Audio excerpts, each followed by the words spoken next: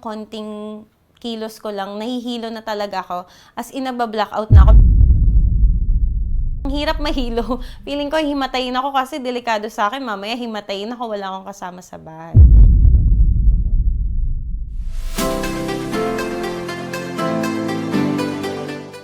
I'm Abigail Grace Bulaong, 27 years old from Valenzuela City. Working as online casino dealer in Makati for 3 years.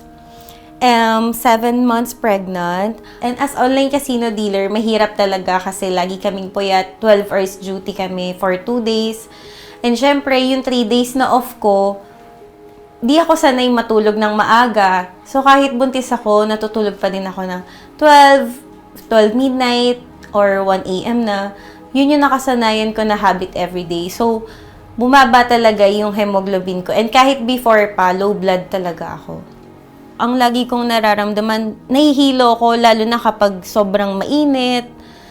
Kapag may ginagawa ko dito sa bahay, konting walis ko lang, konting kilos ko lang, nahihilo na talaga ako. As in, nabablack na ako. Bigla akong uupo, tututok ako sa electric fan.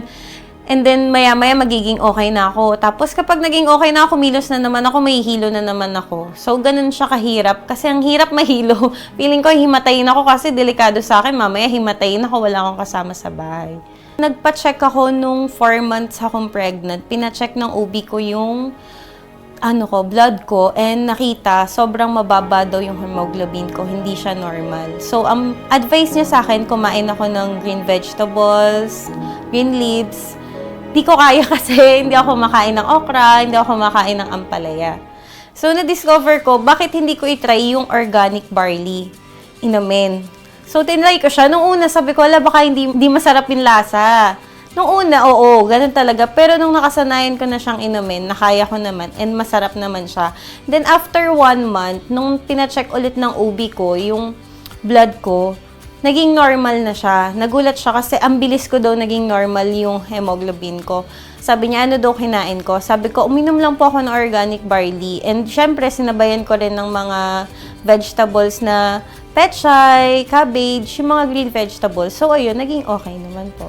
Tulad ko, naranasan ko na hindi pala healthy yung laging karne lang, na laging chicken lang, or kung ano lang yung gusto mong kainin. At syempre, kasabay nun na kumakain ka ng green vegetables, kahit anong ng fruits, kailangan sabayan mo rin ng organic barley. Kasi mas malaking tulong siya para sa'yo. Sa lahat ng pregnant mom, ang masasabi ko lang, huwag kayong matakot uminom ng JC Organic Barley kasi safe siya. And na-recommend din siya ng doktor ko nung sinabi ko na ito po yung iniinom ko, kaya naging normal yung hemoglobin ko.